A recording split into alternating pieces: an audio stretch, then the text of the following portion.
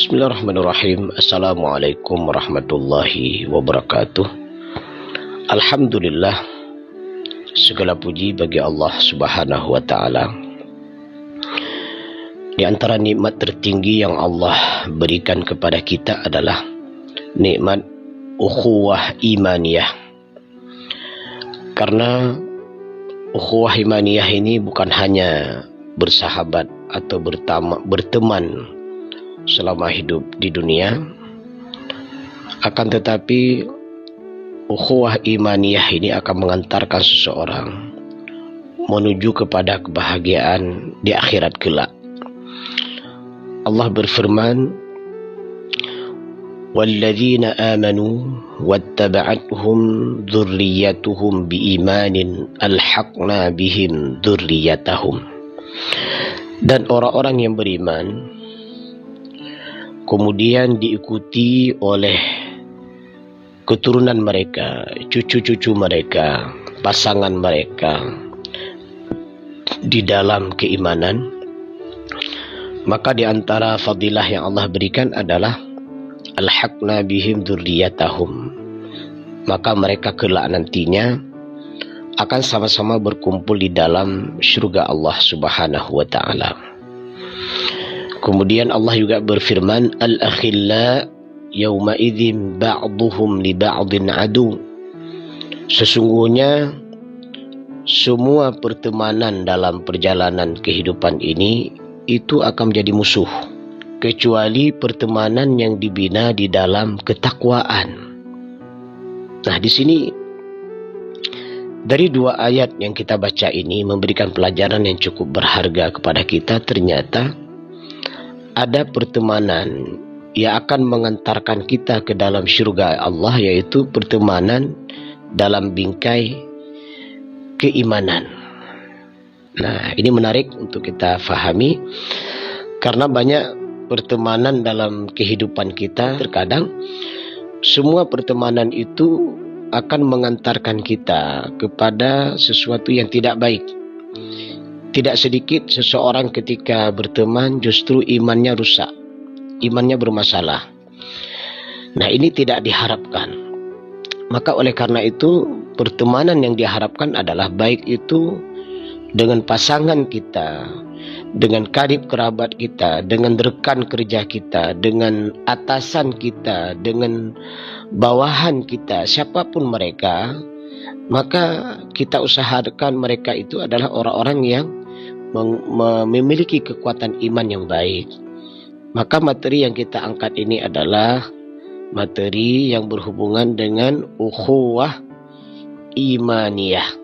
Siapapun di antara karib kerabat kita yang sudah mengucapkan la ilaha illallah Muhammadur Rasulullah itu adalah sahabat iman kita. Maka oleh karena itu, bagaimana Allah berfirman, innamal mu'minuna ikhwah. Sesungguhnya orang-orang beriman itu adalah bersaudara. Artinya kita tidak boleh bermusuhan. Dalam hadis yang lain Rasulullah menyebutkan, orang-orang beriman itu bagaikan satu tubuh. Artinya kalau ada bagian tubuhnya yang sakit, maka yang lain ikut merasakan sakit. Nah, itu dalam hadis itu disebutkan, seandainya terasa demam, maka yang lain juga ikut merasa demam. Itulah orang mukmin, itulah orang muslim. Mereka itu saling bersaudara. Orang mukmin itu bagaikan satu bangunan, saling menopang, saling melengkapi, saling menguatkan. Lihatlah bangunan, di mana bangunan tersebut ada pondasinya, kemudian ada tiangnya, kemudian ada atapnya, ada dindingnya, ada jendelanya, ada semua penyanggah-penyanggah itu yang ikut menguatkan bangunan tersebut. Nah, beginilah sebuah kondisi orang beriman yang digambarkan oleh Rasulullah Sallallahu Alaihi Wasallam. Nah, ini memberi pelajaran yang cukup berharga bagi kita. Bagaimana orang beriman itu bersaudara dia. bersaudara dalam perjalanan hidup di dunia. Kemudian persaudaraan dalam keimanan itu insya Allah akan mengantarkannya itu ke dalam surga Allah nantinya. Makanya dalam banyak hadis juga Rasulullah menyebutkan sesama orang beriman itu nggak boleh hasad, nggak boleh saling memfitnah, nggak boleh saling ghibah, nggak boleh menelantarkan, nggak boleh membelakangi. Nah, semua itu tidak lain adalah sebuah pelajaran yang cukup berharga bagi kita agar kita sama-sama memahami prinsip kita dalam pergaulan sesama iman. Dan dalam Al-Quran, dalam surah Al-Hujurat, Allah juga mengancam mereka yang mengolok-ngolok orang beriman, mereka yang mengucapkan kalimat-kalimat tidak mulia kepada orang beriman, memfitnahnya, menghibahnya, bahkan mencari-cari kesalahannya. Allah menyebutkan, sukakah kamu seperti orang yang memakan daging saudaranya yang sudah mati? Masya Allah, ya, sangat berbahaya. Itu silakan dilihat nanti di dalam Al-Quran. Allah menyebutkan orang beriman yang suka mengolok-ngolok saudaranya, memfitnah saudaranya, menggibah saudaranya, mencari-cari kesalahan saudaranya, maka Allah mengatakan, ayuhibbu ahadukum ayyakula lahma akhih maitan. Sukakah kamu seperti manusia yang memakan daging saudaranya yang sudah mati? Fakarihtumuh, maka itu sangat menjijikkan. Begitulah gambarannya. Nah, di sini dari beberapa ayat hadis Rasulullah yang kita bacakan ini menguatkan pemahaman kita, hendaknya orang beriman itu saling berkasih sayang. Kemudian Allah juga menyebutkan wa ta'awanu 'alal birri wat taqwa. Sesama orang beriman itu saling membantu dalam ketakwaan dan melakukan kebaikan. Kemudian sesama orang beriman itu saling memberikan nasihat, wa tawasau bil haqqi wa tawasau bis sabri. Rasulullah juga menyebutkan barang siapa yang menutup aib saudaranya, maka Allah akan menutup aibnya di dunia dan di akhirat. Masya Allah. Inilah orang beriman. Kalau aib tersebut hanya persoalan pribadinya, maka tidak perlu kita sebarkan, kita tutup. Tetapi kalau aib tersebut menyangkut keselamatan orang banyak, misalnya ada di tempat-tempat tertentu, ada begal misalnya, nah itu kan aib, tapi harus disebarkan bahwa di jalan tersebut tidak boleh dilewati karena ada begal, atau ada perampok, ada maling, atau di sudut-sudut tertentu, di tempat tertentu ada orang yang meminum minuman keras, kemudian mereka mengkonsumsi narkotika. Nah, ini aib seperti ini nggak boleh didiamkan, tapi harus disebarkan. Ini ghibah namanya, ya, ghibah yang baik, ghibah yang dibolehkan. Kenapa? Karena menyangkut keselamatan orang banyak.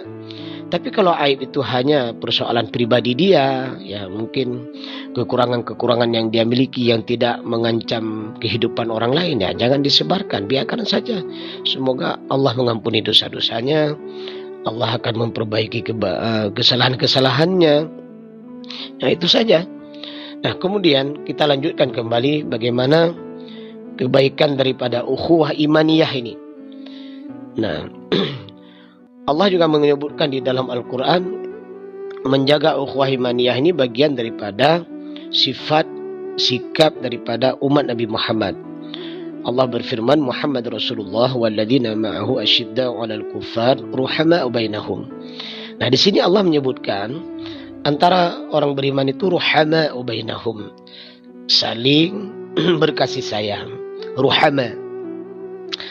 Nah, disinilah bagaimana juga dalam sebuah hadis Rasulullah menyebutkan, wa ahibbin nas ma tuhibbu li nafsik.